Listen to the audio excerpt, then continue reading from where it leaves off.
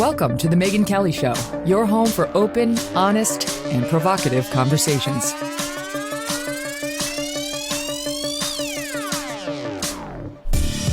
Hey everyone, I'm Megyn Kelly. Welcome to The Megyn Kelly Show. As Vice President Kamala Harris heads overseas to address the war in Ukraine with some of our allies, we're going to take a deep dive into what role the United States should play in this evolving crisis. The stakes are extremely, extremely high if we get more involved. And it should not be done because the paper makes you feel something. It should not be done because cable news pundits have an opinion, God forbid.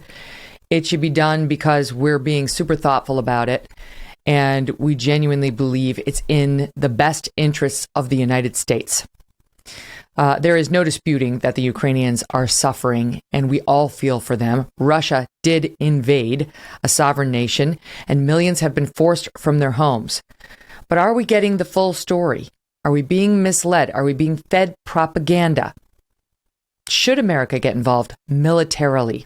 And what are the risks to us, to our sons and daughters, if we do? And if we don't? These are serious questions that we are going to raise in a thoughtful discussion with two men on opposite sides of the spectrum today. You're going to be getting a fair and balanced presentation. Next hour, I will be speaking with retired Major General Michael Repass. And you'll find him fascinating, but we're going to begin with somebody I've been dying to interview for a long time now. His name is Rod Dreher. He's senior editor at the American Conservative and author of Live Not by Lies. Rod is currently in Hungary. Rod, thank you so much for being with us. Megyn, it's a treat to be with you. Thanks for having me on. Oh, well, I think you're brilliant. I read all that you write, and I consume it voraciously because you have such a different take on certain things, and you're unafraid, and you have been throughout the whole woke crisis that we've been dealing with. You've been very brave. You call it like it is. And so I was particularly interested to see how you would feel about Russia, Ukraine, and what's happening, and you haven't disappointed. So let's get into it. From a piece that was posted on March 1st, there's this. So many people seem desperate for World War III. So can we talk about that? How is that happening? Why is that happening? I think it's happening because people are desperate for narrative. We're desperate for the moral clarity that believing that there is a good side, the white knights on one side and the evil Darth Vader people on the other.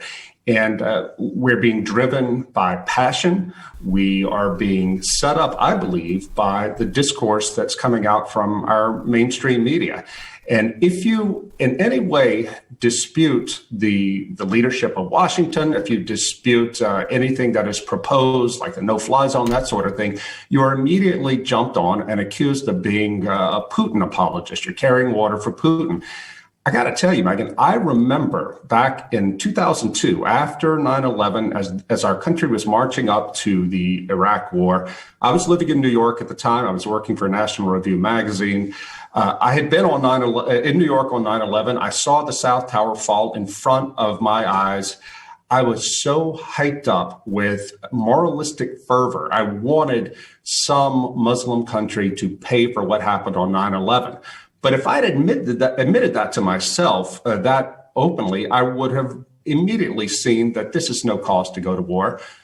So I didn't do that. What I did was open myself up to any propaganda that came from the U.S. government and other hawks that justified war. And I even remember writing for National Review, well, we may not succeed in democratizing Iraq, but gosh, we sure need to try. I believed in the power of our own good intentions as Americans, and it led to a disaster.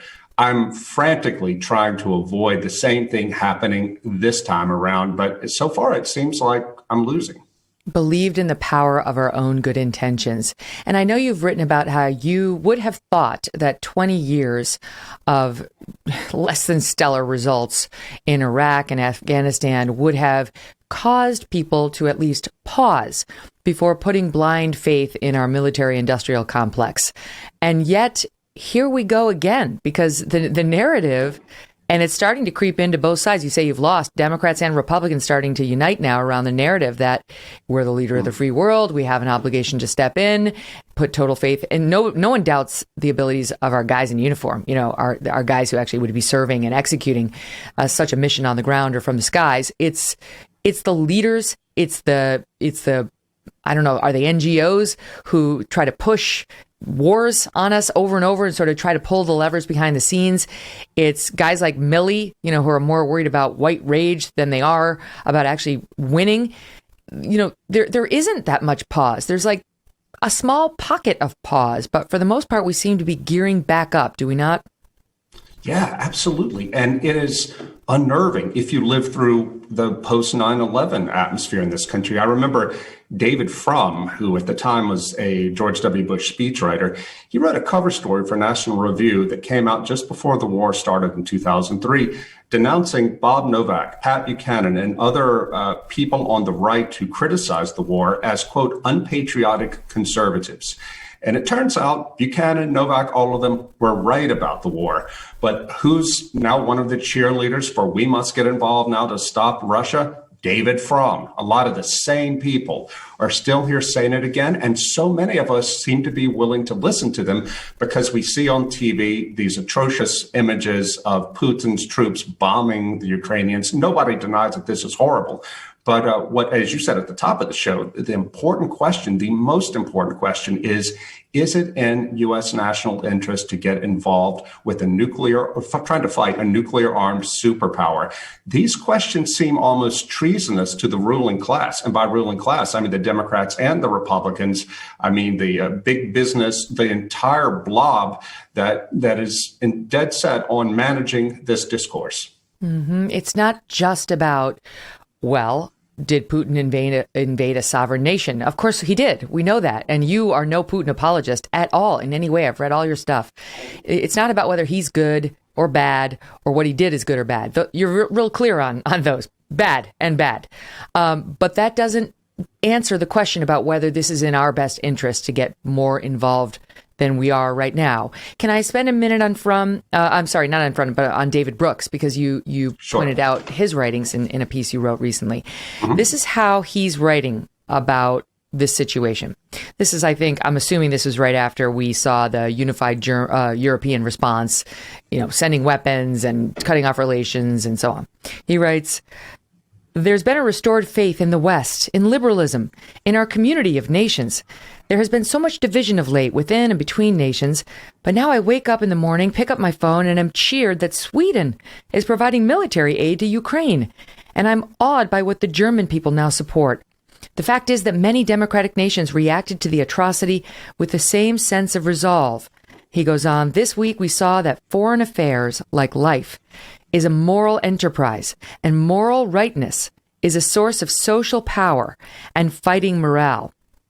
And you see it a bit differently. You don't quite see it as just a moment to wave the flag and feel good about this international unity in disgust. Yeah, that's right. And David Brooks is a friend of mine. He's a good and decent man, but I think he's deeply wrong about this. I think that moralism, when it's completely divorced from realism, can be a source of great destruction. I saw a couple nights ago, Stephen Colbert went on his show and he said that, the price of gas is going to go way up because we've cut off Russian oil, but that's a price I'm willing to pay for a clean conscience. This man makes $16 million a year. It's not going to matter to him if the price of gas goes up. I live in Baton Rouge, Louisiana most of the time. It really matters to people in Baton Rouge and South Louisiana, where you have to drive long distances to get to work, things like that. But these people who are part of the blob, part of the ruling class, they don't care. They don't seem to care, or rather they're so blinded by their sense of moral righteousness that they're not thinking about the morality of doing this to their own people. This is what upsets me so much, Megyn. The same class that did not see Donald Trump coming because they had lost touch with the American people. And look, I'm part of this class too. Don't get me wrong. I didn't see Trump coming. But he came, and he didn't come out of nowhere. In a similar way, Vladimir Putin in Russia did not come out of nowhere. He came out of the chaotic and destructive 1990s after the Soviet Union fell apart. We sent all these American experts over there to help Russia get itself in order, become a free market democracy and all that. And it turned into total chaos. The Russian people love to have Putin come in, a strongman come in and set everything in order. Again, I think Putin's a bad man, but if we don't stop and think about how these things came to be in our world, we're going to keep blundering into one destructive war after another. And this is why I know you must have seen the things that Professor John Mearsheimer, the University of Chicago foreign policy realist, said. Right. He's getting pummeled because this man pointed out how the West has pushed and pushed and pushed Russia on Ukraine. And now Russia is pushing back, and we're shocked. This came from nowhere. I mean, it's just crazy. And it's like we kept pushing, and Putin kept saying, if you keep pushing me, this is what I'm going to do. And we didn't quite believe him. And now he's doing it.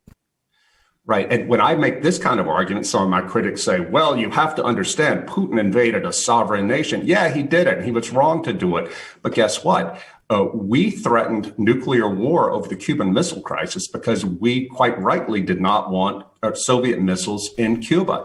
This is how Russia is thinking. You don't have to agree with them, but you do have to understand what Russia is thinking, what your opponent is thinking in international relations, so you can avoid war, so you can manage these conflicts with wisdom and restraint and prudence. And right now in the United States and in Western Europe, especially in the US, we see wisdom, restraint, prudence, the idea of trying to understand the opponent as treasonous, as unpatriotic. And this is going to end in disaster. Understand is not the same as excuse.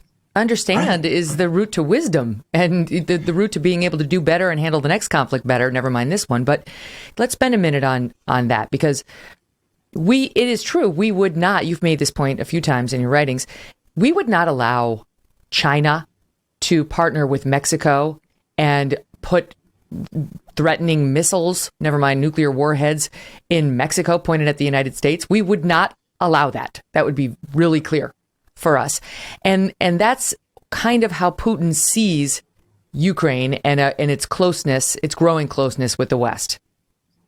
That's right. That's right. And if you look at it from a foreign policy realist point of view, you understand immediately why no great power could tolerate this. And I don't know why it is so difficult for us to just see that this is how the world works. We don't have to like it, but we have to deal with it because Russia has a big army and Russia has nuclear missiles. But this is what happens when you moralize everything. It doesn't bring moral clarity. Rather, it fuzzes things up so you don't have to deal with messy facts. And similarly with these second order effects of what we're doing with these sanctions that is going to bankrupt Russia, I agree that we have to have some kind of response to Russia. We have to make Russia hurt for what it did. On the other hand, how on earth can we see completely obliterating the economy of a nation of 140 million people that already hates us? What good is going to come out of that? People don't seem to be thinking about it.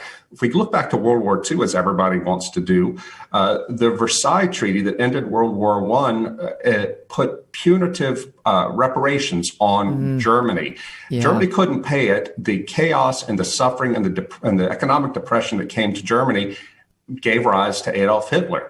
Yep. I fear that we may, if Putin goes down because of this, and he might, because Russian history shows that when there is a major loss in war, Russian leaders tend to fall. We may wish we had Putin back when we see who comes in after him. We did. We utterly humiliated them after World War I and devastated their economy and their military. And that's ultimately what led to Hitler, rising up and finding a scapegoat group and saying, he would switch it around. He would restore national pride in Germany and so on and so forth. So there is a real danger in, you hurting Russia is not a real thing. Hurting the Russians is actual people.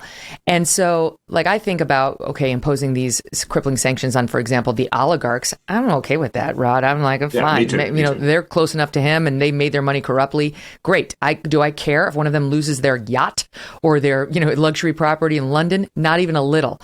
But the Russian people I got to know somewhat in my few trips over there over the past couple of years, and they're lovely, and they love America, and they don't like the fact that our leaders get into these skirmishes, to put it lightly. They want to know more about us and our way of life. They're curious. They love to visit America. They love it when we visit Russia, and we're treating them effectively like they're calling the shots here.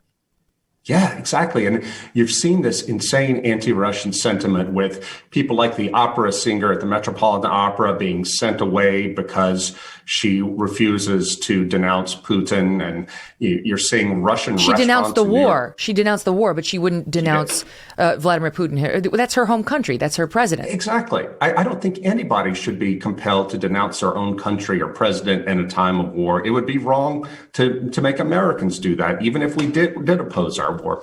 But, all this crazy anti-Russian fanaticism is everywhere now. It is causing us to become maniacs and not think clearly through this. I remember, Megyn, going back to the Iraq thing again, we were told all the time by our media and by our president, don't blame all Muslims for 9/11. And you know what? They were right to say that, because this was a very tempting thing. I wrestled with this all the time in my heart back then because I was so angry over 9/11. But it was important that we had to realize that you can't blame an entire people for the actions of a few. Do you remember, too, that we traded with Stalin during the Cold War? We did not treat Russians this way, even when the communist totalitarianism ruled that country, and we were toe-to-toe with them with nuclear arms on both sides. We still found ways to trade with Russia and to have cultural exchanges with Russia and to recognize the good that's in the Russian people, even though they were ruled by an evil government. Why can't we do that now? And we're not pausing at all to think about the fact that we're creating a next generation of enemy. The Russians a month ago didn't see us as the enemy, and I don't think Americans looked at the Russian people that way either. But you raised an interesting point in one of your pieces about how, in the same way, the Russians right now they're being manipulated by Putin and his PR propaganda. That basically all Western media has effectively been kicked out of Russia because they just passed an emergency law saying, if you say anything that sort of disparages Russia's role in this war, you could be in trouble. You could go to jail. So CNN and other organizations that had presences in Russia have pulled their journalists, fine by Putin because he likes to control the media anyway. And the RT, all these things, these are state-run news operations over there. So he controls the narrative with the Russian people. That's why they do believe that they're going in to fight Nazism and so on. They're not stupid. They just don't have access to all the information that the world does. Fair point. I get it. But too few of us, even in the wake of Russiagate and the COVID lies, aren't pausing to ask whether we too are being manipulated by propaganda. Oh, boy. Yeah, you're absolutely right there. Just before we came on, I saw that YouTube had pulled an Oliver Stone documentary about the 2014 coup that the United States helped organize in Ukraine. I've not seen this documentary, but I would like to see it now. I would like to know their point of view. But now you can't see it because it's off of YouTube.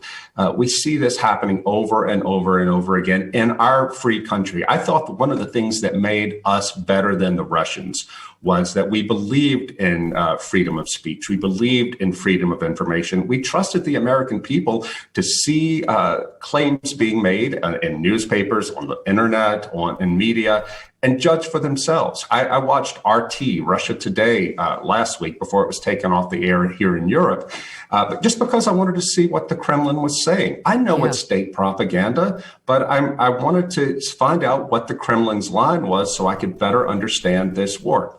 I don't have that opportunity anymore because it's gone. And yet somehow Americans believe that what we get in the New York Times, CNN, and all of our media is somehow free of taint and free of a narrative being spun. And boy, that is so dangerous. If COVID didn't teach us that, then maybe we are ineducable. Why? It's a basic question, but why? Why do you think the media, the New York Times, CNN, and so on, why do they sound so very pro-war? Because I remember back in the day when we had 9/11, when we had international conflicts, it was more the Republicans and Fox News leading the charge for greater military action. After 9/11, everyone was uniformly, almost in favor. So why? Why is it that, this organization that we think tends to, well, it does tend to lean left in its politics, they sound more like, warmongers is too harsh, but definitely pro-military intervention than we might expect. That's an important question. I think there are several answers there. First of all, the 4 years of the Trump administration with the fake Russiagate story worked all the people on the left up into hating Russia, because Russia's the one that gave us Donald Trump. And so this has been happening for years now. And I think it's very easy for them to fall into Russia conspiracy theories on the left. And of course, the mainstream media is heavily on the left. That's not even controversial to say. But I think it's also the case that even though Vladimir Putin and the Russians do bad things, so do the Chinese. The Chinese do terrible things, but we don't have the same, we're not lining up a big business and woke media to attack the Chinese or the Saudis. The Saudis are even more anti-gay than Vladimir Putin is.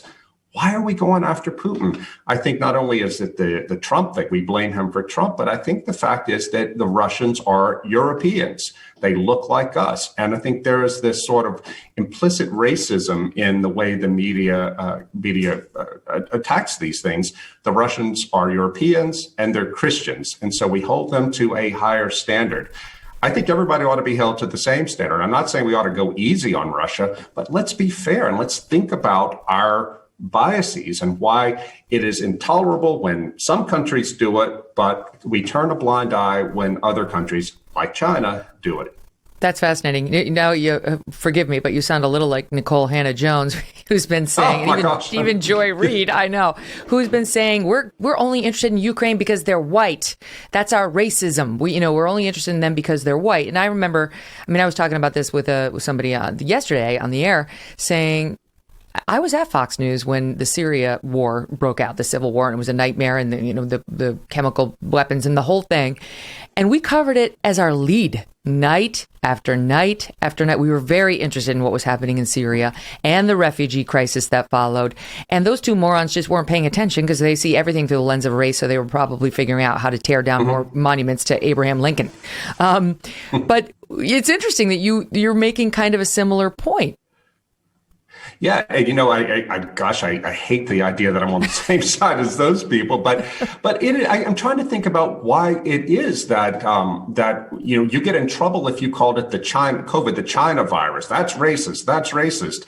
But it's open season on the Russians. Everything the Russians do is horrible. We shouldn't even try to understand it, because if we understand it from their point of view, we're giving aid and comfort to the enemy. I'm trying to make sense of this too, Megyn, and that's one of the only things I see what you're saying. So, in other words, to put it a different way, if the invading country had more people with brown skin, and the victims of the invasion were still the white Ukrainians, and there are black Ukrainians too, you think the media would be covering it differently? In other words, just so easy to hate Vladimir Putin and his people, most of whom are white.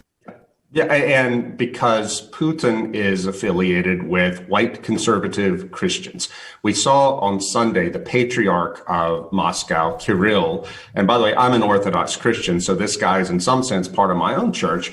Kirill gave this really shameful sermon talking about how the war in Ukraine, part of it is part of the international fight against homosexuality. We're going to keep Russia from being queer. Keep the Donbass from being queered. Well, I think that was just embarrassing. And that's the best I can say about it, is that it's embarrassing that he said that. On the other hand, right after the war started, the head of MI6, the British secret top spy agency, put a tweet out saying that the most important difference between Vladimir Putin and us in the West is that we support LGBT rights. Now, why is it that if the Russian Orthodox Patriarch, who's maybe under Putin's thumb, or at least he's closely aligned with Putin, if he brings the culture war, the LGBT culture war, into an explanation of the conflict in Ukraine, it's evil and we get hysterical about it. But if the head of MI6 comes at it from a progressive point of view, well, then that's just awesome. It just shows how much farther advanced we are in the West. That's a kind of double-mindedness and hypocrisy that I think is blinding us to some complicated realities about this war. We just put it on the board. Let's leave it up there. Put it back up, please, so we can read it for the audience watching this on YouTube. And for those who are listening, it reads as follows from the MI6 guy. With the tragedy and destruction unfolding so distressingly in Ukraine, we should remember the values and hard-won freedoms that distinguish us from Putin. None more than LGBT plus rights. So let's resume our series of tweets to mark LGBT blah, blah, blah, blah, all the letters 2022. Really? This is war we're talking about. This is a war with a nuclear power. And, yet the ruling class, as I like to say, I'm turning into a Marxist, it sounds like, but this is what I see from both the Republicans and the Democrats, this need to just throw everything we have at Putin and just to see what sticks. And I'm afraid it's going to lead us into a bad place. I tell you, Megyn, when I'm sitting here talking to you from Budapest, capital of Hungary, Hungary borders on Ukraine. Here in Budapest last night, I went through one of the main train stations, and you could see bedraggled refugees coming here from Ukraine. The Hungarians are reaching out with other Europeans to help them. It's a very, very sad thing. When you talk to to Hungarians about what's happening here, they're scared to death. And they're scared not because they love the Russians. I mean, this was a country that was occupied by the Soviet army for 40 years and invaded in 1956 to put down a revolution. They have no love for the Russians, but they're scared that the Western Europe and the United States, the NATO countries, they're in NATO, is stumbling into a war with Russia, a war that if it is fought, if it goes beyond Ukraine, it's going to be fought on their own land. The place I'm sitting in right now, my apartment in central Budapest, was where the worst fighting of World War II took place when the Germans and the Red Army faced off against each other in the final days of World War II. These are people, the Hungarians, who grew up on stories of their parents and their grandparents surviving that war, surviving starvation, surviving the death camps, and on and on. It matters to them in a way it can't possibly matter to Americans who are sitting on the other side of the ocean. Mm-hmm. And just being here among these people and trying to understand from their point of view and through the stories of their families what it means to have a war fought on your land has been really clarifying for me. Mm. And it was interesting. Maybe we can get into this, but there was just a poll out about how do you feel about the possibility of American troops going over to Ukraine? I mean, who would you support that? And the more money you make, the more supportive of that you are, right? Because It's probably not going to be your kid who goes. But those who make the lowest money in America, on balance, are not in favor of it because they know it's going to be their kids. It's going to be their kids and their sons, their daughters, their husbands. It's going to be them. And all these people sitting in Washington and New York in the think tanks, talking abstractly about what's going to happen. It's not going to be their kids, by and large, that get sent into a war. It hasn't been their kids, by and large, who were sent off to Afghanistan and Iraq for the last 20 years. I mean, my brother-in-law had to spend a year of his life in Iraq. One of his friends from my hometown in Louisiana, a town of 2,000 people, he came back from Iraq and he can't go back into his church. His wife told me, I don't know what happened to him. All he can say is, what I did over there, God can never forgive. I mean, it's just heartbreaking. This was a kid who played baseball on my team when I was a kid. Ordinary people being sent into these wars to serve their country, to do what they're told, and they're coming back broken, maimed internally, maybe in their bodies too. And look, sometimes we have to go to war, but by God, we ought to think about it, and we're not thinking about it. Well, I mean, just to jump back, it's like, I think after 9/11, that was one of those moments. I definitely think we needed to respond. Did we need to have a 20-year war in Afghanistan and then go invade Iraq? No, go hit Iraq. We did not need to do that. And that's more clear now in retrospect. Some people were fortunate enough to see it clearly at the time. But I think, given the right provocation, the right moral justification, those numbers would be very different, across the board. Rich, poor, middle class, wouldn't matter. They'd all say, yeah, let's go fight the way it was after World War II, during World War II, where, people were lying about being 18 when they were under 18 just so they could go and fight. They knew what was right, and what duty looked like and what love of country required of them. This one is far murkier, and we are smart to stop and pause and figure out whether, what the balance is in terms of our interests and, and theirs, and our commitment to be a leader of the world and to protect those who are too weak to protect themselves and so on. Thing is, they're not in NATO and we don't have any deal. Okay, stand by. There's so much more to go over with Rod. I'm going to ask him, is there a red line, that Putin could cross that would justify American intervention for him? And later we will be joined by a top military guy for his response. He's a bit more hawkish, so you get both sides presented today. How many of you have been thinking about a backyard makeover? Do you wish you had room for a pool? Summer's coming. It's really going to happen. And you are going to love this idea. And your family and friends will too. Get yourself a Michael Phelps swim spa by Master Spas. A Michael Phelps swim spa combines the benefits of a pool with the therapy of a hot tub. It comes in a variety of sizes to complement almost any yard, even if it's a small one. Michael Phelps Swim Spas by Master Spas have a water current so you can swim, do aquatic exercises, and have fun with the kids. This will reinvent family time.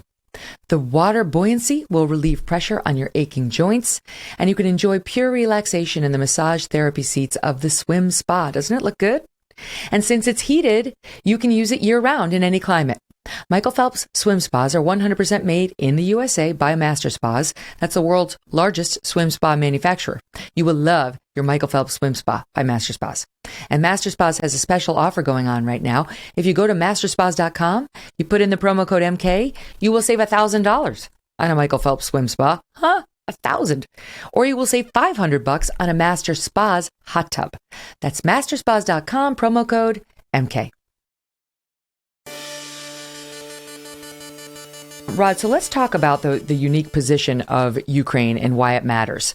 That it's not like England, an island with water around it. It is right on Russia's border. And you write, frankly, about the unique position that puts them in, and the fact that as much as we'd like to say they're pro-democratic and they want to be a free country and they want to join the EU and they want to join NATO, and it's not for Vladimir Putin to say that they cannot. Again, it's a little more complicated. Yeah, a little more complicated. Yeah, the name Ukraine comes from the Russian word meaning on the border. It's on the border of Russia. And not only that, Megyn, but the whole Russian state, its nationhood and its religion all began in Kiev in the year 988 with the baptism of the Prince Vladimir of the Kievan Rus, as it's called. All of this is ancient history to us, but it's not to the Russians. They see Kiev, the capital of Ukraine, as that's their national Jerusalem. That is a city that means the world to them. Again, it doesn't give them the right to invade and take Ukraine over, but it's really, really complicated. And not only for national security reasons, but for cultural and religious reasons. These things seem completely blind, or we can't see them as Americans because we tend to look out at the world and think the rest of the world is just like us. But it's just so foolish because the Russians feel so passionately about Ukraine. And I think I respect what the Ukrainians are doing. Zelensky has behaved heroically, but it's not like Ukraine is this plucky little country that has never had an oligarch and has never been involved in anything bad. It's being picked on by big bad Vladimir Putin. It's just not the case. We like to see Zelensky as Luke Skywalker and Putin as Darth Vader, but that's just not how the world works. And if we insist on imposing that narrative on this complicated part of the world, we're going to get into serious trouble.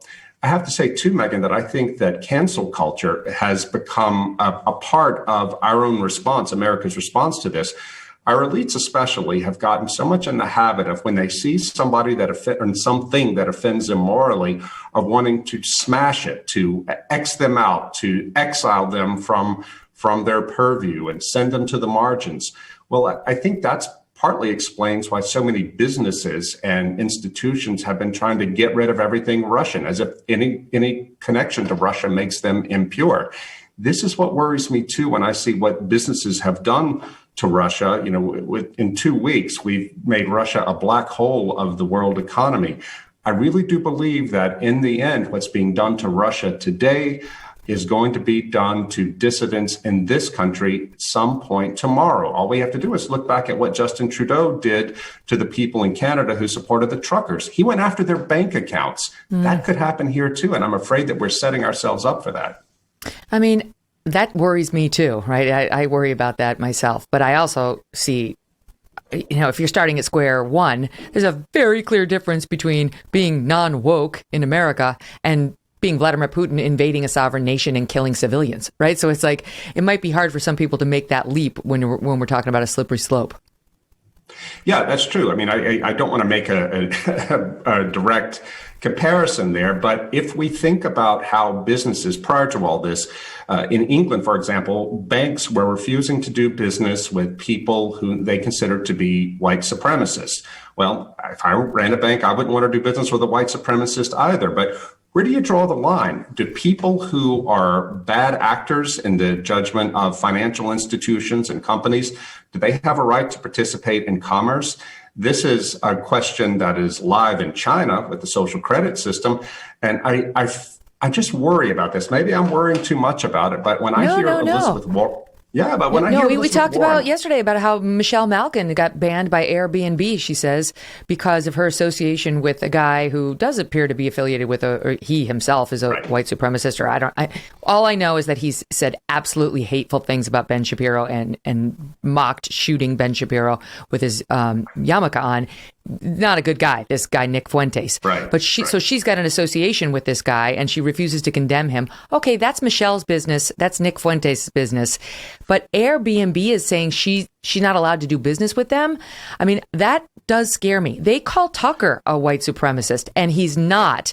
Is he next to go? Like, obviously they've thrown the racist word against me, against half of our country at this point.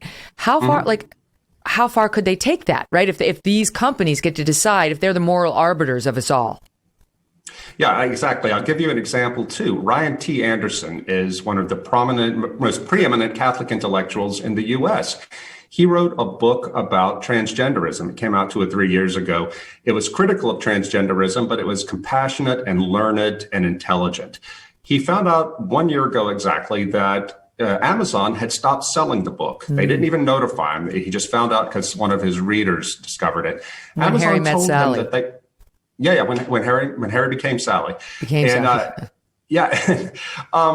told Ryan that we're not going to sell books that depict transgenderism as a mental disorder. Now, on Amazon today, you can buy Mein Kampf by Adolf Hitler, but you can't buy Ryan Anderson's book. Isn't that weird? And here's the thing, too. Amazon has a right in a free country to sell or not sell whatever it wants to. But because Amazon controls something like 80% of the American book market, if they decide that they're not going to sell a certain type of book, like a book that takes a certain stance on gender ideology, then those books are not going to be printed because no publisher can afford to do that. This is the kind of thing I talk about in my book, Live Not by Lies, the soft totalitarianism coming in when you have all the companies and all the institutions playing off the same ideological playbook. They can bring a world of hurt to people they consider to be dissidents. Mm-hmm. Right. And they're just gearing up. I mean, to see soft little doughy Justin Trudeau unleash the measures he did on those truckers was stunning. And not just the truckers, but just any random civilian who donated $25 to them. It was stunning. So if you don't think it can happen here at home, it's already happened in a more liberal country with a very weak leader who somehow, I'm not saying I respect it, it's disgusting, but somehow found the nerve to actually unleash those kinds of tactics on his own people. And here in America, we've had even more practice over the past 2 years in the wake of the Black Lives Matter thing and the trans stuff and all the banning and the canceling we've been doing. We've got way more practice. We're getting in our 10,000 hours just about every month here in America in how to hurt people whose views we disagree with. Right. And we're training ourselves to be illiberal. I mean, I say liberal, I mean liberal in the broadest sense, in which we respect classical liberal values like free speech, freedom of religion, freedom of association. We are supposed to respect hearing other people's point of view and trying to reason through that. all of that is being thrown out the window in this moralistic fervor. And it's happening with wokeness, which has become the successor ideology to liberalism within American institutions. And I think that we can see the moral panic that has been unleashed against all things Russian. They're even kicking Russian movies out of film festivals here in Europe, in Glasgow and Stockholm. I think this is part of the same thing. We have thrown aside the liberal instinct that tells us, and when you and I were growing up, we were taught that, wait a minute, you have to be tolerant of other people. You got to give other people their say. You never know. You don't know everything. They might have something to teach you.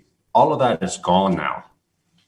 What about you wrote something about how, on the left in general, there's a belief, never let a crisis go to waste, right? The Saul Alinsky and Barack Obama belief and so on. And I wonder about this because somebody was making the point recently that it just happened to be coincidental that COVID necessitated all the school reforms that the unions had been demanding for years, right? Like they got these huge cash payouts to pay for all these necessary precautions, but really they just used them for all the things that these far left unions had wanted for years. Okay, so coincidental how it worked out.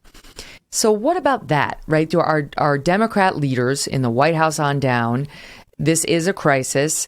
We're looking at, potentially $7 gas. They're already seeing almost that number in California. It's over $4 on a national average, highest it's ever been. So what do they do with that, Rod?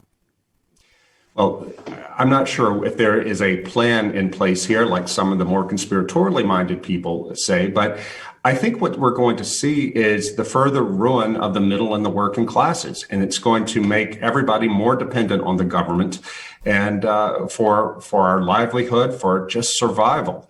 And this is what I don't understand about what Joe Biden is doing with the price of gas and with all of these sanctions that is going to make life a lot harder for ordinary people.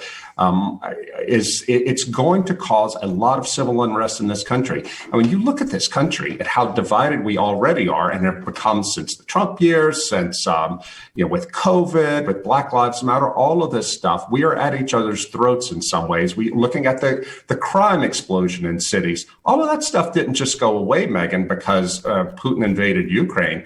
I think some of the things that Biden and our leaders are doing or calling for is actually going to make it a lot worse and a lot more difficult to handle these things once the price of basic goods, of food, of gasoline goes through the roof and people start going bankrupt.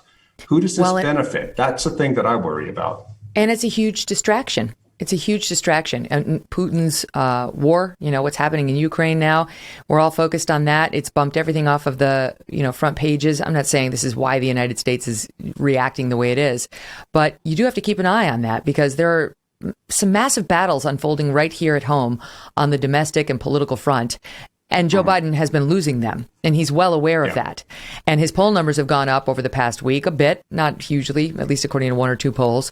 But my concern is what's happening to our kids in schools, what they've done to us through the COVID restrictions and people losing their jobs, their livelihoods, their entire businesses, what's happening with inflation, which already we saw the White House yesterday try to blame the gas prices on Vladimir Putin. And when Peter Doocy said they were high before he invaded Ukraine, there was total denialism, Rod. I mean, they're going to try to blame everything that's, the State of the Union as we approach the November midterms on Putin.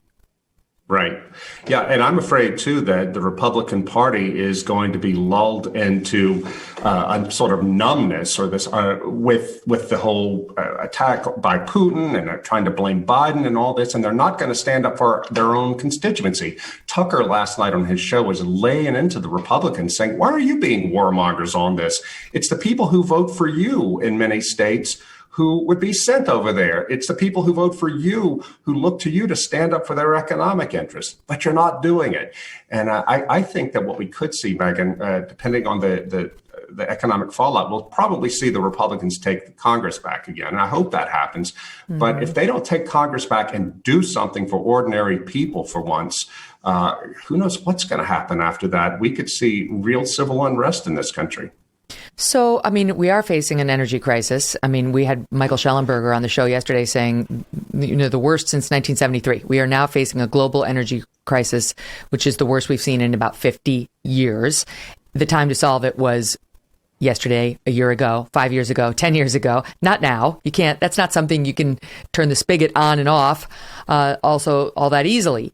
So I wonder what you think we should be doing in response to Putin, right? Because Biden pulled the 7% of oil exports that we get from Russia, or we're no longer going to get that. He refuses to drill domestically more or make it easier for us to become energy independent again. More nonsense from the White House about renewables, which are just not going to get it done. But we still live in this fantasy world of saying it is, and we're good people. We're going to save the world. So, but what should he have done when Putin invaded? What do you think the correct response would have been? You know, I actually liked what Biden's initial response to it. He seemed measured and careful. I do think that we have to have sanctions at some level. Sanction the hell out of the oligarchs. I'm all in favor of that. Make Russians pay, or the Russian elites pay a certain price. And certainly make it absolutely clear to the Russians that if you go 1 inch over the red line of NATO borders, there will be war. And we have to have, that has to be a credible threat. But I am not an economist. I don't really know to what extent sanctions really do affect the behavior of regimes, of authoritarian regimes. I've seen research saying that they actually don't do a whole lot. They make the person imposing them feel good, but they don't do a whole lot. I think the thing that concerns me the most, Megyn, is we can't have a fair discussion and an accurate and informed discussion about sensible and effective things that we could do to punish Russia for what it's doing because of this moral panic and the censoriousness of our media and of our ruling class. There is zero chance we should be doing anything that could cost American blood and treasure without being extremely thoughtful about it. You know, we got into, we should have learned that lesson by now. And, you know, Congress is the one that's supposed to be able to declare war. Let's see what they have to say about it. You know, let the American people weigh in on it. Joe Biden is not a king. And before we start World War III, we really do need to be thoughtful about whether it's in our best interest. That's all you've been saying. It's a smart point. And you, Rod, are always well worth the read. Thank you for coming on. Please come back. Oh, it was a pleasure. Thank you so much, Megyn. All the best. And don't forget, folks, wow, that was great. You can find The Megyn Kelly Show live on SiriusXM Triumph Channel 111 every weekday at noon East, and the full video show and clips by subscribing to our YouTube channel, youtube.com/Megyn Kelly. If you prefer an audio podcast, subscribe and download on Apple, Spotify, Pandora, Stitcher, or wherever you get your podcasts. There you can find our show yesterday that I was referencing. You can find the original interview I did with Michael Schellenberger, the author of Apocalypse Never. That was episode 94 for Climate Dummies. It's a great primer. He's so easy to understand. You will feel so much smarter after that hour. Plus, and you'll find all of our archives there. More than 270 shows. You'll love it. Are you tired of feeling like someone's always watching you on the internet? Maybe advertisers know a bit too much about you, or you're concerned about the privacy of your identity. Isn't it weird when the personalized ads pop up, but not from something you Googled, something you said? That's weird.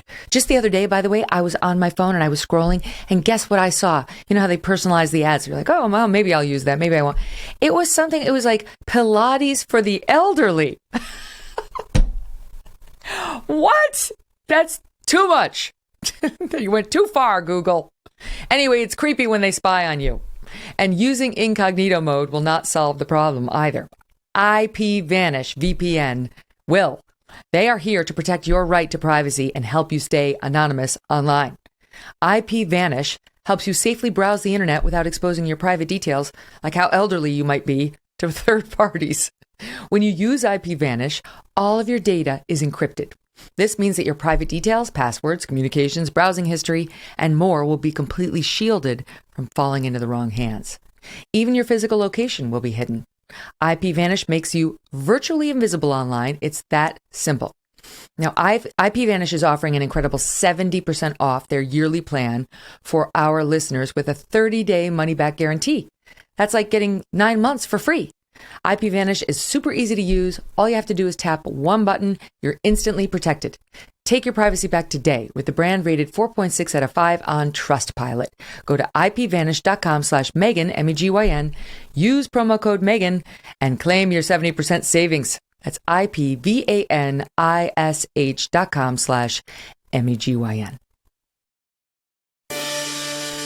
Welcome back to the Megyn Kelly Show. So it's a fascinating discussion with Rod Dreher, and I think, his urging is to not let one's emotions dictate one's response to this, because while you may be upset seeing what's happening in Ukraine, and I think we all are, there could be a lot more upset coming our way if we see American blood and treasure being spilled on the streets of a country that's not in NATO and that we don't actually have an obligation to defend. Now, that doesn't speak to our moral obligation, but that's more complicated, as we discussed with Rod. The media seems to be beating the drumbeat for us to do more, and it's interviews like this that make us want to. Here is a former Ukrainian lawmaker on MSNBC. I understand it's horrible. There are a lot of Americans out there who are saying they want a no-fly zone as well. But again, so far what we're hearing from officials, they don't want to start another world war. That is news, so. Believe me. There is no explanation. I'm asking Biden, I'm asking Congress, please help our nation. This is about humanity. Hannah, I'm sorry.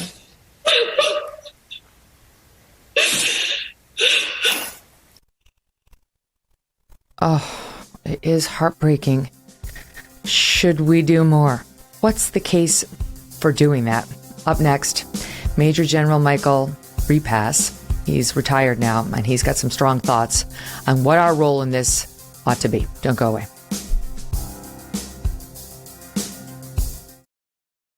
Do you have an account with Coinbase, or are you thinking about opening one? Do you own any Bitcoin, Ethereum, or other cryptocurrency? Cryptocurrency may represent the future of money, they say. It's one of the most exciting investment opportunities to come around for some time. But what about taxes? Headache. Or maybe not. Get into investing in crypto and do it in a tax-advantaged retirement account. Alto's Crypto IRA is the easy way to get crypto into an IRA. Trade all you want without the tax headache. They've thought it all through for you. Create an account in just a few minutes. Invest with as little as $10. No setup charges. Secure trading 24/7 through Alto's integration with Coinbase. 80 plus coins available, including Bitcoin, Ethereum, and more. And industry-leading security, the advanced encryption standard for wallets and private keys. You ready to take your investments to the next level? Diversify like the pros and trade without tax headaches. Open an Alto Crypto IRA with as little as $10. Just go to altoira.com/Megyn. That's ALTOIRA.com/MEGYN. Start investing in cryptocurrency today. Go to altoira.com/Megyn. Welcome back to the Megyn Kelly Show, bringing you both sides today on the question of whether American intervention, military intervention, is needed and justified in Ukraine. My next guest supports the calls for limited no-fly zones across Ukraine. Michael Repass is a retired U.S. Army Major General. He commanded special operations during the 2003 invasion of Iraq and later saw the deployment of U.S. Special Forces across Europe. He's the CEO of Able Global Solutions, and for the past few years, he's provided advisory support to the Ukrainian military on a U.S. government contract. Welcome, Major General. Thank you for being here. Hello, Megyn. It's nice to be here. I look forward to the discussion today.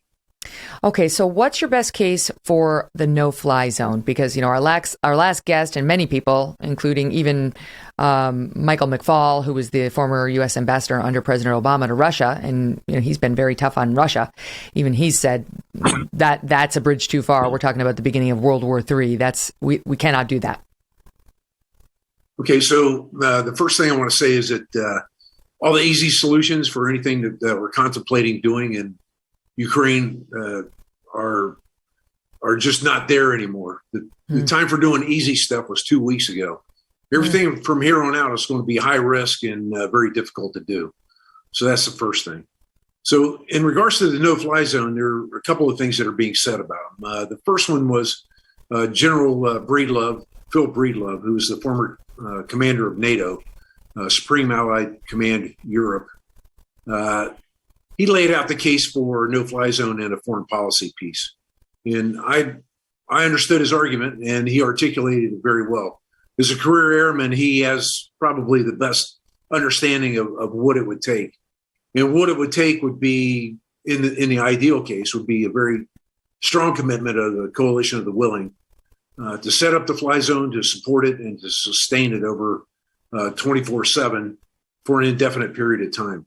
That's a tremendous commitment of air power, logistics, and it does put the airmen and the people that support them in harm's way if they do that. One of the things that he identified up front, was very honest about it. He said, to properly do a no-fly zone, you have to take out anything that would threaten the aircraft, specifically radars, anti-air missiles, smaller caliber guns, things like that would interfere with the execution of the mission. So that's a difficult task, and he pointed out accurately that many of the radars and sensors that we'd be talking about are in fact based in Russia. So if you have to take those air defense assets out, both the radars and the launchers and missiles, they could potentially be inside of Russia. That obviously would be a horizontal and vertical escalation in intensity, and would accurately point out that it potentially escalating into World War III here, as some people have said. On the other hand, I think there's a different possibility out there that serves multiple purposes. I think that there's a scaled down version of this that can be worked out by the UN, Russia, and Ukraine, and any of the interested parties that are willing to support the idea I'm about to propose here. So first, it would take a diplomatic agreement to establish some safe zones for refugees and civilians to enter into. We've done this before in other places. We can talk about that historically in a moment. And then there would be humanitarian safe corridors where people can get out, and then sustainment in the form of food, medicine, relief supplies, et cetera, could be trucked in or brought in by whatever means, by sea, by air, whatever is allowable in the negotiated agreement. As part of that negotiation, there would have to be rules established where air defense assets controlled by Russia would have to either be put in check fire or not be allowed to engage. And that would have to be a voluntary commitment by Russia. Really what it would do is it would put the UN in the position of negotiating a ceasefire. And then the terms of that ceasefire would be Russia does not fire on whatever means of conveyance or moving through those safe zones on the ground, air, or by sea. And then protection of the civilians in both the safe areas and the safe alleyways or corridors that would be established. So I'm not looking for a maximalist no-fly zone. I'm looking for a limited no-fly zone, strictly on a humanitarian basis. It is not risk-free. Let me jump in and ask you, why would Russia agree to that? Russia that's been pretty indiscriminately bombing targets that have civilians at the heart of them. He's been killing civilians there, and some sort of attempts at civilian protections over there have already fallen through, and he hasn't honored them. So why would he agree to them? And why, even if he agreed to them, would he then honor the agreement? Okay, great questions. First off, by approaching him with this proposition, I would make him state to the international community why he is not in favor of a humanitarian solution for non-combatants. Make him do it. So he has to justify why he's not in favor of it.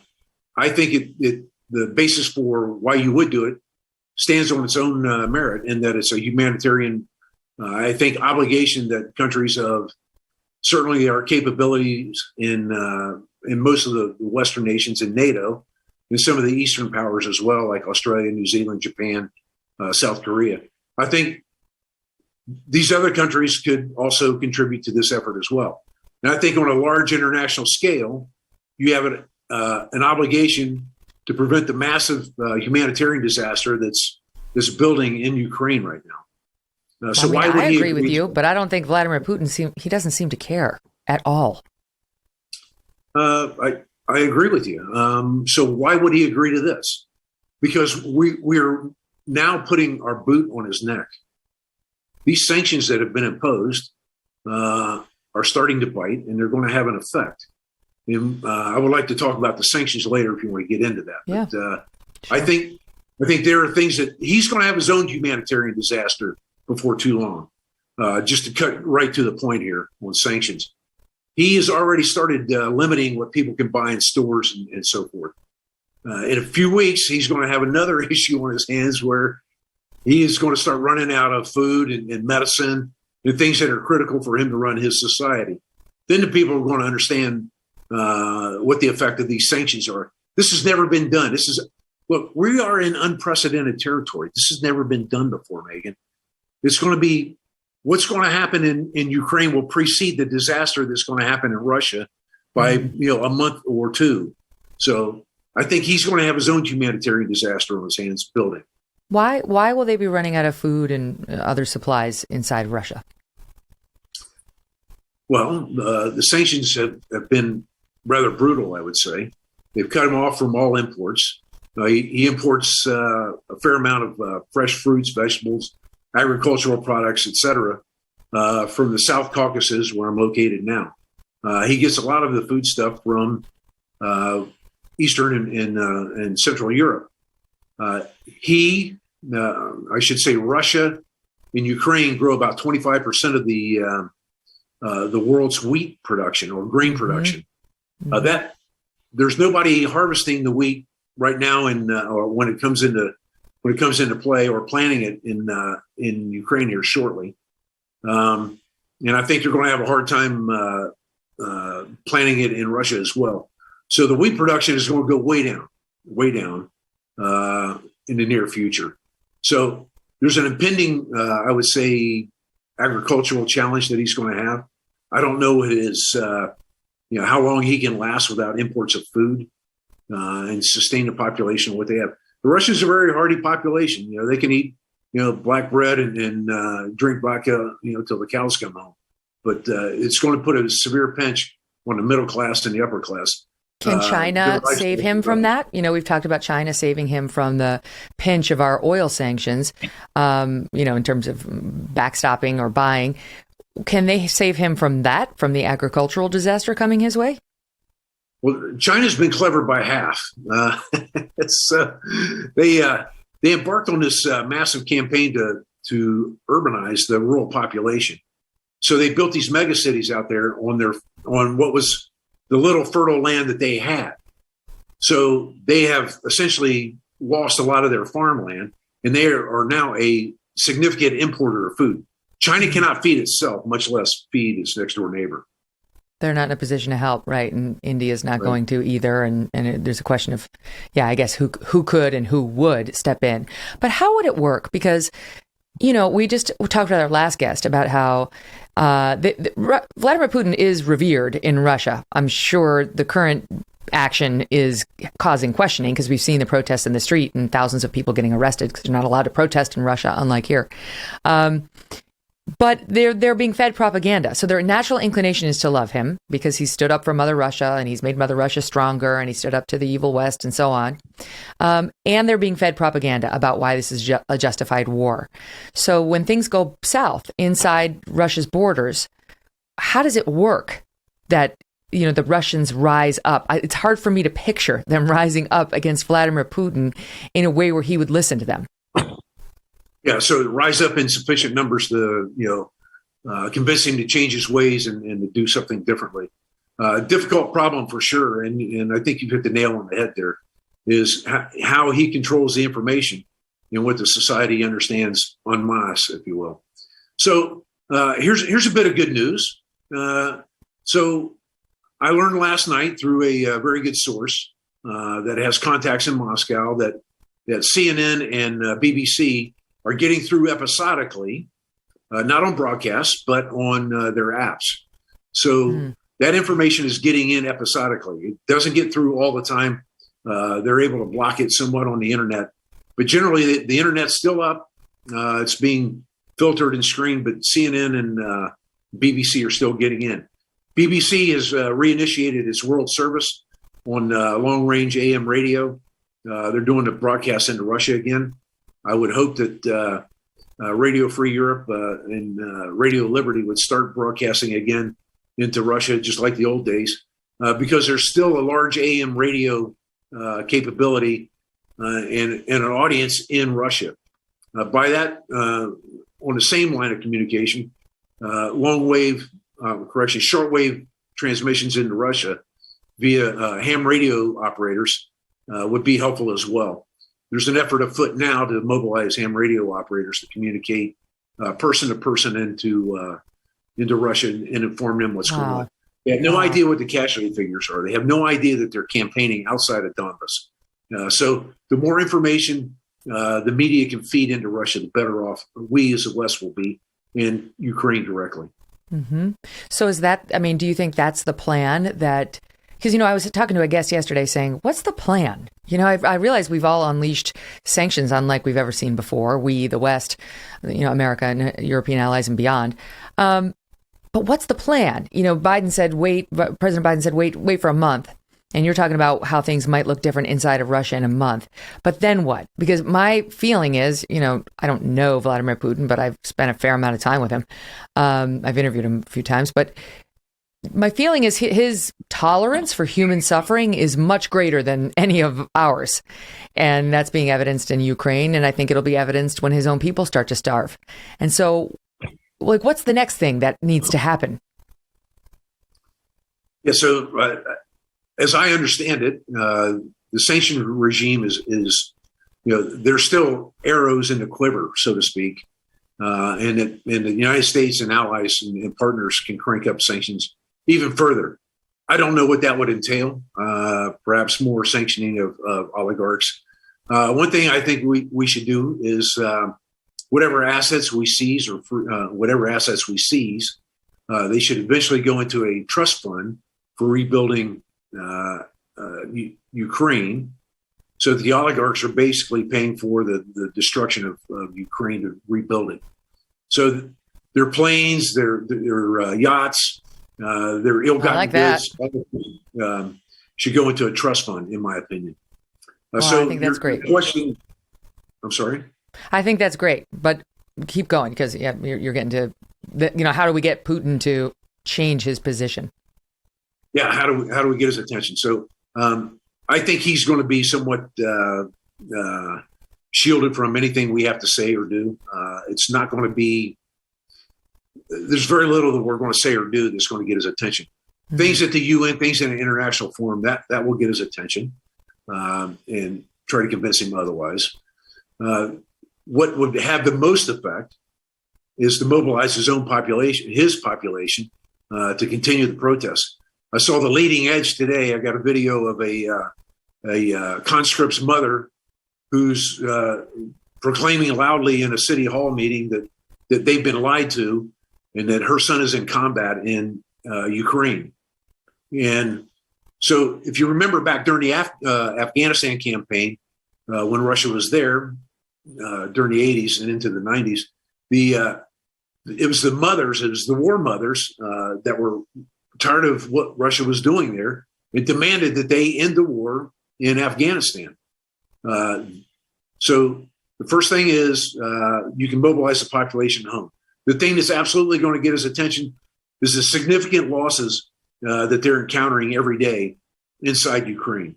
Mm. He thought it'd be a cakewalk like it was in 2014, but they are getting ground up in Ukraine by the Ukrainian armed forces, the territorials, and the irregulars.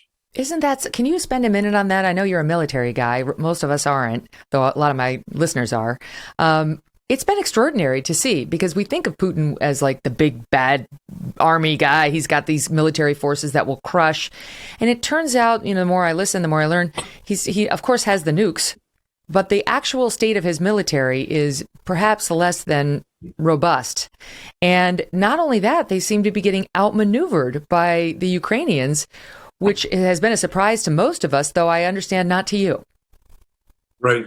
So I've been asked this question multiple times. Are you surprised how the Ukrainians are performing this? No, I'm not.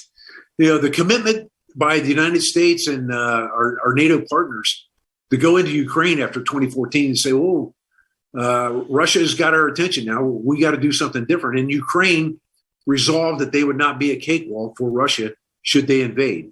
So over the past, we just call it 7.5 years, the United States and a heavy NATO contingent have been in Ukraine, training the Ukrainian armed forces and reforming how they do business, how they're structured, training them on weapons and tactics, and really creating a new army out of the remnants of what the Ukrainian army was circa 2014.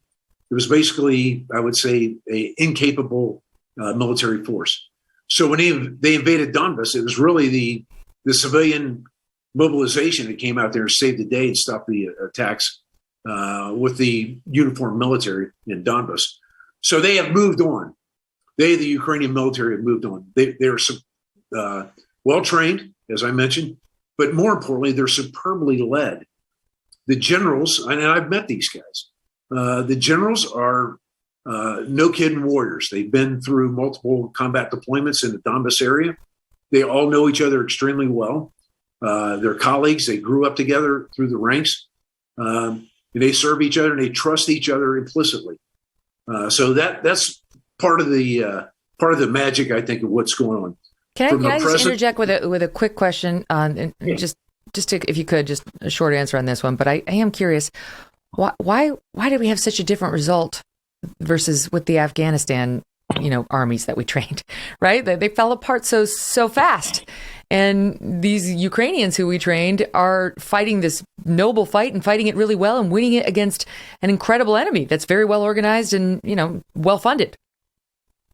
So Ukraine has a modern society. They have a cohesive understanding of what nation is. They're not a tribal formation, tribal grouping of no central identity. They're far from it. They are the counterpoise to everything that Afghanistan was sociologically. Specifically, they have a very strong Ukrainian identity. They, in fact, were the predecessor to the Russian, the Rus, if you will. When Kiev was a thriving city, when Moscow was just a little village. And so, Vladimir Putin's got his history inverted and perverted, as I say. So the Ukrainians, they know who they are and they know what they're fighting for. The will of the people is to defend their homes and their homeland. They have no place to go. And an invader comes in there and tells them, leave or die. And they choose to stay and fight. So the significance is fairly profound in the will of the people to fight. In Afghanistan, you had a different story altogether with the tribal structure. It was one tribe over the other tribe. You just had a different dynamic altogether. So I think that's part of the reason for sure. We've been talking about how, in general, the Ukrainians are outmatched by Putin's military prowess, and that they're likely to lose given the relative situations there. We're not actually putting boots on the ground, not actually open military anyway, and neither is Europe. But is that true? What part of that are you asking? That they're likely to lose. That they're likely to lose. The Ukrainians.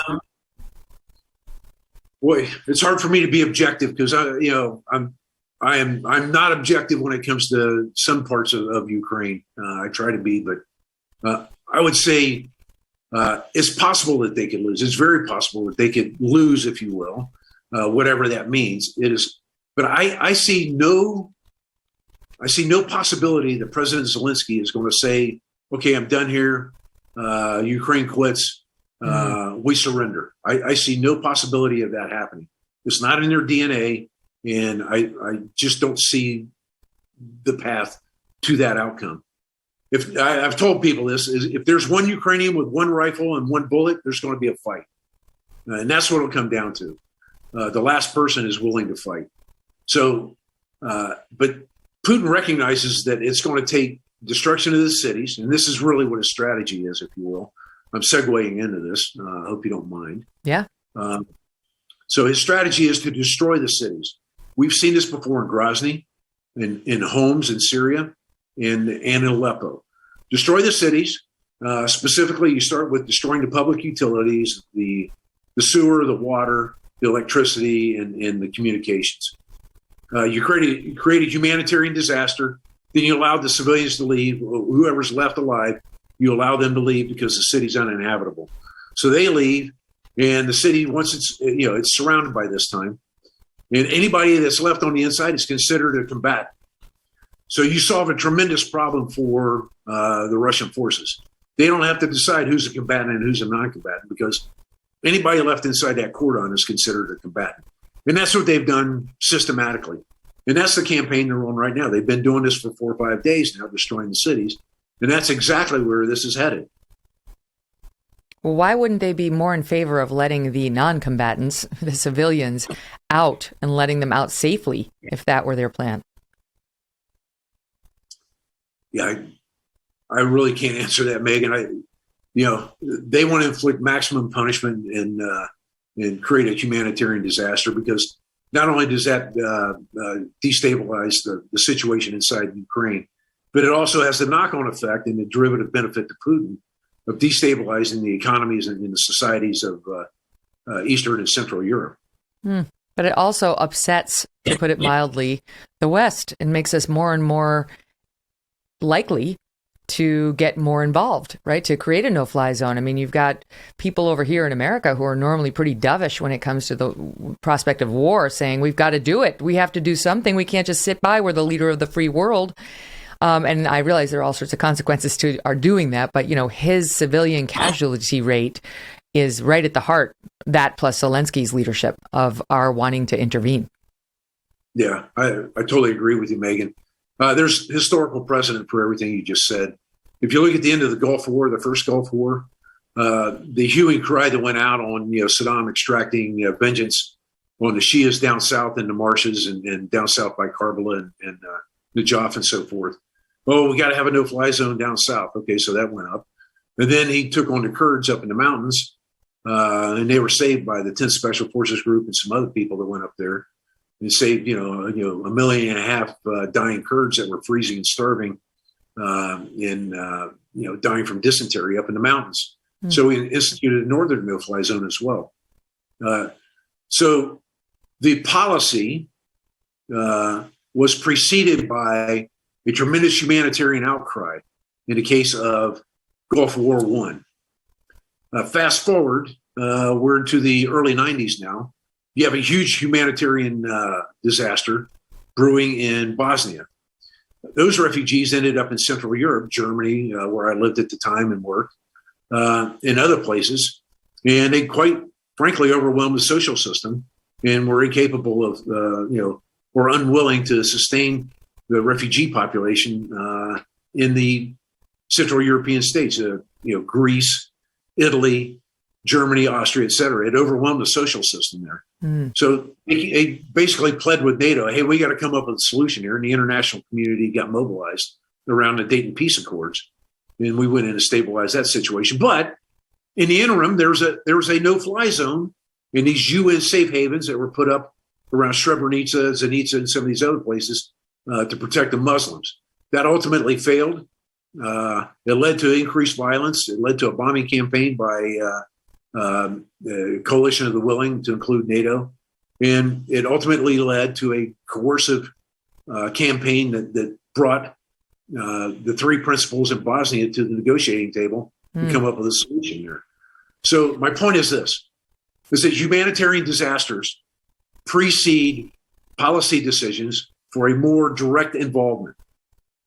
And that's where we're at now. We're on the verge of a humanitarian disaster.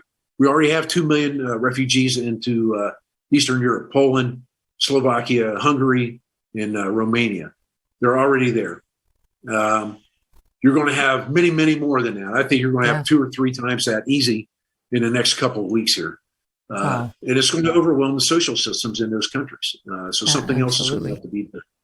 So, So I want to talk to you, though. You mentioned NATO, and there's a real question about was NATO too provocative toward Vladimir Putin? Was even Ukraine too provocative with respect to its desire to be a part of NATO, to be a part of the EU, too provocative towards Putin, not to justify anything he's doing, to be clear, but was that played incorrectly? Did we underestimate his anger over that possible relationship and so on?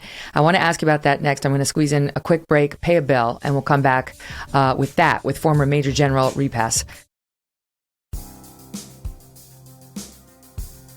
So, Major General, let me ask you this about NATO. Our previous guest was Rod Dreher, who I really like, and he's not pro-U.S. involvement in this. And this is from a piece that he wrote. I'd love to get your reaction to this. He writes, despite assurances to the contrary, NATO is not a defensive organization. He says, even though American memories are short, people elsewhere remember the bombing campaign against Serbia and the removal of Gaddafi from power in Libya. What NATO is, in fact, is the military arm of U.S. hegemony, which means dominance, a hegemony that has seen it expand eastwards towards Europe, right up to Russia's very own borders. And he talks about how Russia has been invaded several times from the west since Napoleon first crossed the border to enter Imperial Russia soil in 1812. Russia has sought buffers to its west ever since. And he writes that NATO, originally set up to counter the USSR's expansion into Europe, was left without a raison d'etre, reason to be, forgive my French, after the fall of the Berlin Wall and the collapse of the USSR. Nevertheless, it pressed on eastwards. And he's trying to help us understand. He has no, he's not holding water for Putin. He's trying to help us understand why Putin doesn't like NATO and why there is a legitimate question to be asked about whether NATO was too provocative in its expansion to him, and how one could understand how he could never tolerate a Ukraine, his immediate neighbor, joining that organization. Your thoughts? So that's I would say an argument that has been discussed quite a bit here lately. But at its root, it gets into this discussion of does Russia deserve to have, or should they be allowed to have, a sphere of influence? So let's go back to World War II. At the end of World War II, the United Kingdom, Japan, and a couple other imperial powers got rid of their imperial possessions. You get into the 50s and 60s, and the European powers got rid of their colonial possessions in Africa. They decolonized, if you will. So you move forward, and essentially what we had in 1989, with the fall of the Berlin Wall going into 1991-92, was the dissolution of the Warsaw Pact in the Soviet Union. So these spheres of influence in the 19th century just disappeared. So what Mr. Putin wants to do is he wants to go back to the previous era, the century of bad imperialism, and reestablish his sphere, so that everybody in that sphere is, I would say, they defer to Russia's priorities and preferences on who they can associate with, the means of their economy, and who makes the decisions on how things are going to be run in a given country. So if you ascribe to a sphere of influence, then you will ascribe to Vladimir Putin being upset upset at NATO for expanding eastward. So I want to point out a couple of fallacies in that argument. NATO didn't expand eastward in the construct of we went out and grabbed these countries. These countries voted through a democratic process to join NATO. They asked to be part of NATO through their elected officials, and in many countries they held a referendum to decide if the people wanted to do it or not. So that was a democratic process by which people were brought into the NATO fold. That's not the situation that we see unfolding in Belarus, in Ukraine, where Putin has taken over in the case of Ukraine, trying to take over the country by the force of arms and coercion, and in the case of Belarus, a corrupted election, subversion of legitimate political opposition, followed by putting in his special security services to arrest and undermine any legitimate opposition. So the methods by which we respectively NATO and Russia are extending our frontier, so to speak, as described by the person you just read from. One is a democratic process engaged in by public discourse. The other is a subversive and coercive practice and done by the force of arms, essentially.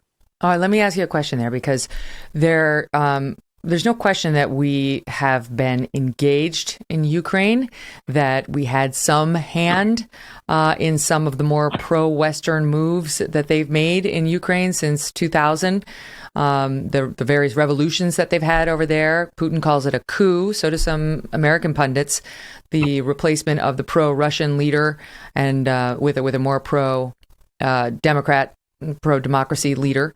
And basically the allegation, and Putin's made this to me personally, is that we don't have clean hands when it comes to messing with Ukraine, that we behind the scenes have been trying to force them to be more pro-Western, more pro-liberal.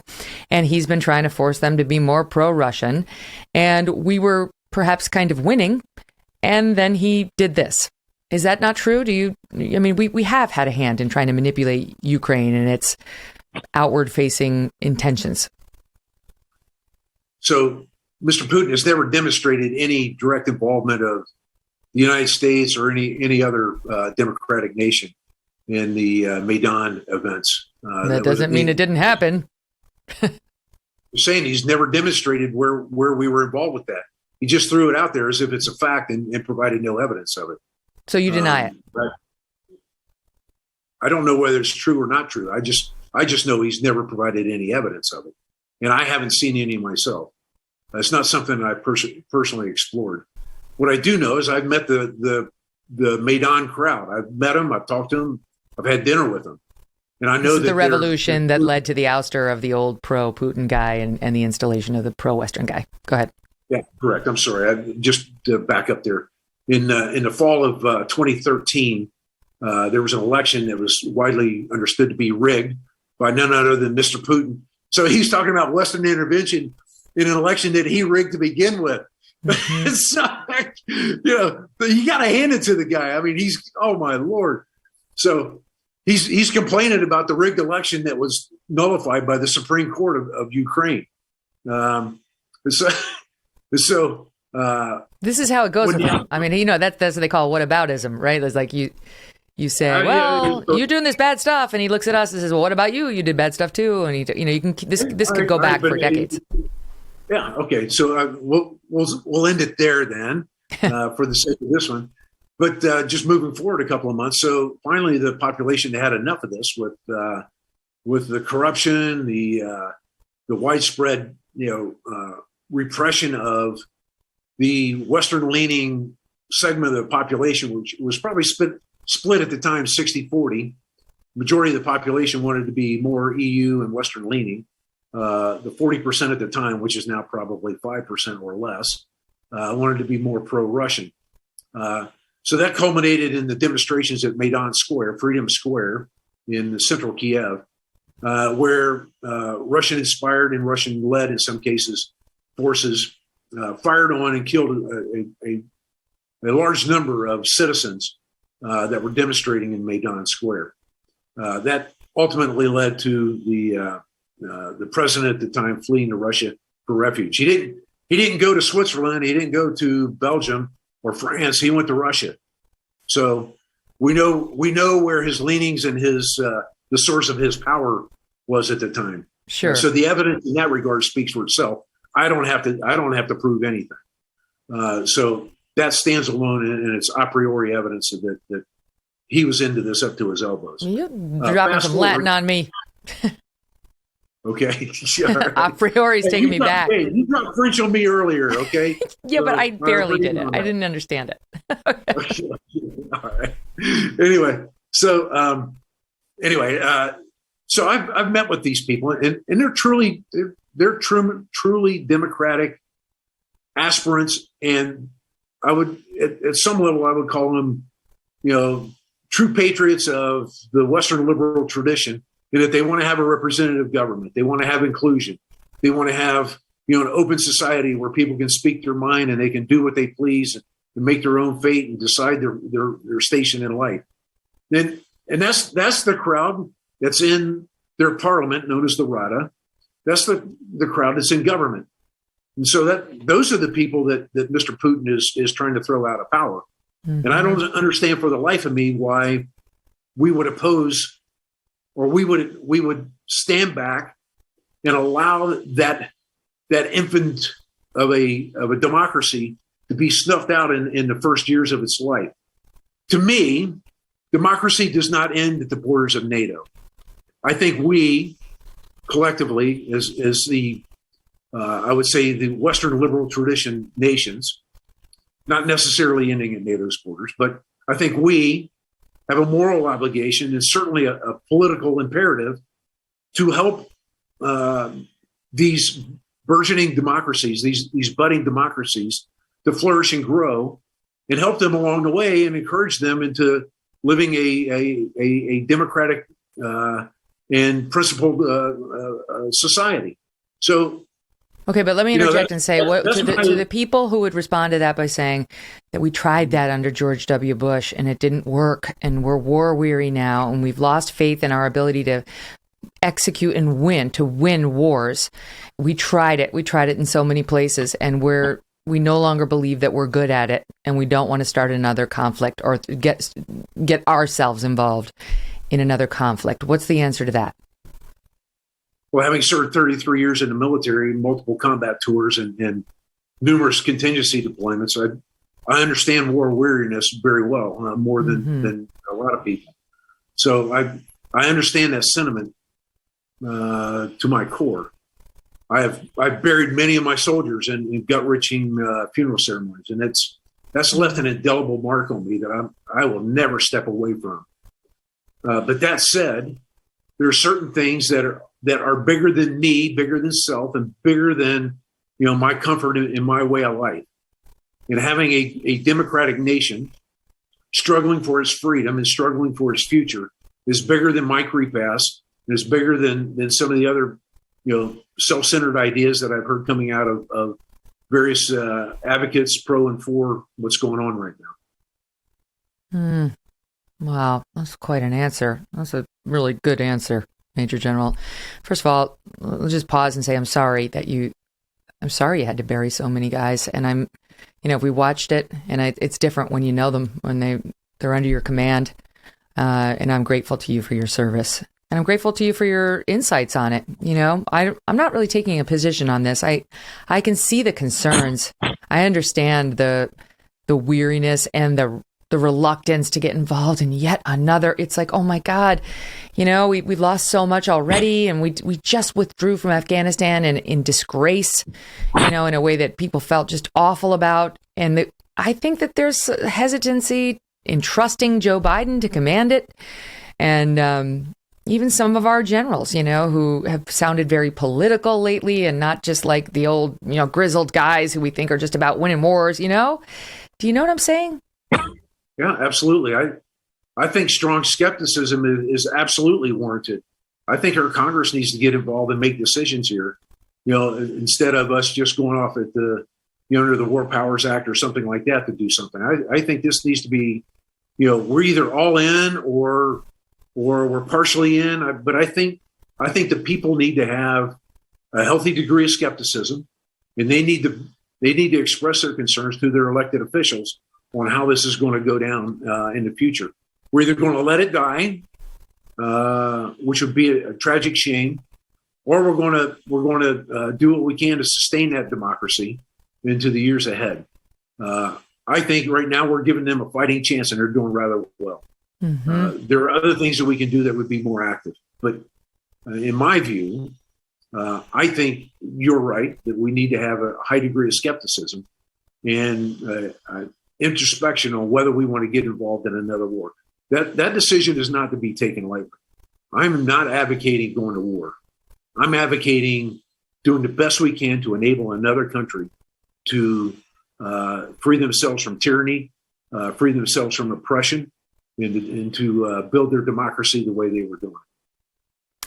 Meanwhile, Zelensky is continuing to inspire most of us, most of Europe, most of the world to do more than they planned on doing, and gave an address, I think it was yesterday, that's being compared, I mean, of all things, to Winston Churchill. When you're getting compared to Winston Churchill, you're doing well.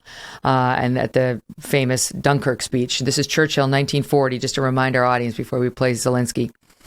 We shall go on to the end. We shall fight in France. We shall fight on the seas and the oceans. We shall fight with growing confidence and growing strength in the air.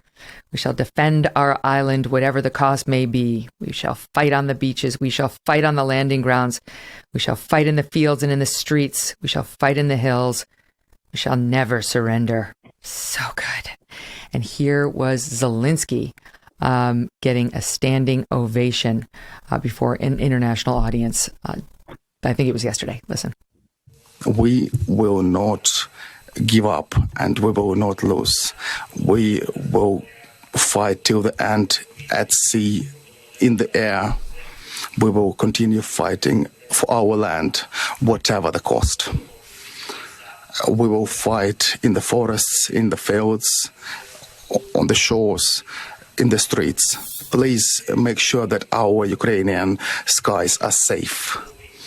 Please make sure that you do what needs to be done and what is stipulated by the greatness of your country. Best of all to Ukraine and to the United Kingdom.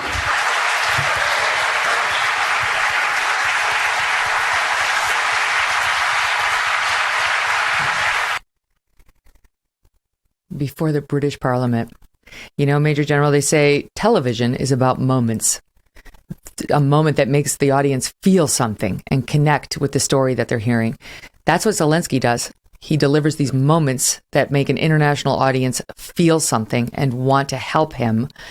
But will it be enough? Do you think there will be more from the international community when it comes to helping him fight for his freedom and his country's freedom? I do know that. So first off, what a tremendous wartime leader he is. A guy that I know very well. Look at me. He says he's not a politician. He's a leader. It's like, ooh, okay. He's made that transition because of the national emergency and the circumstances he finds himself. So what a great wartime leader he's turned into. I know that the members of NATO, not NATO as an institution, but the members of NATO have individually spared no effort to empty their armories for relevant weapons systems, javelins, Stinger missiles, small arms, all manner of weapons, helmets, protective vests, etc. And they are supplying the means of war to those that are seeking to defend their frontiers. So I think as long as we continue to enable them to fight, the Ukrainians will fight to the last man, as I mentioned before. But proportionally, I think they have numbers in attrition on their side. 41 million people. If 10% of the people fight, so you got 4.1 million people that are out there with a weapon in their hand, willing to do something bad. Visit violence and destruction upon the Russians to give them a bad day and send them back home. So I feel very confident that as long as we supply them, as long as we give them the ability to defend themselves, we can do better, like providing them an air defense system, potentially humanitarian safe zone, that they'll continue to resist. This is not over, not by a long shot. Thank you so much, Major General Repass, for your thoughts, for your service. We appreciate it. What a day. You know what? You're not going to get a discussion like that anywhere on cable news. It's not possible. You can't go in depth in that forum, and you can't, there are certain POVs, points of view, that you're sort of pushed to offer up when you're in that line of business. And here we can do what we want. So we appreciate the forum, and we appreciate you guys making it a possibility for us. And we hope you appreciated the show and the info today and at all days. And tomorrow, don't forget to tune in because we have Senator Josh Hawley who's here. We're going to talk Russia, Ukraine, but also he's meeting with Joe Biden's Supreme Court nominee today, so we'll get his take tomorrow. Meantime, download the show, please, on Apple, Pandora, Spotify, and Stitcher. Leave your comments on Apple. Lets me know how you think about the show. It helps us with Apple, too, which gives us no love. Also at youtube.com/Megyn Kelly. You can comment there and subscribe. Thanks for listening. See you tomorrow.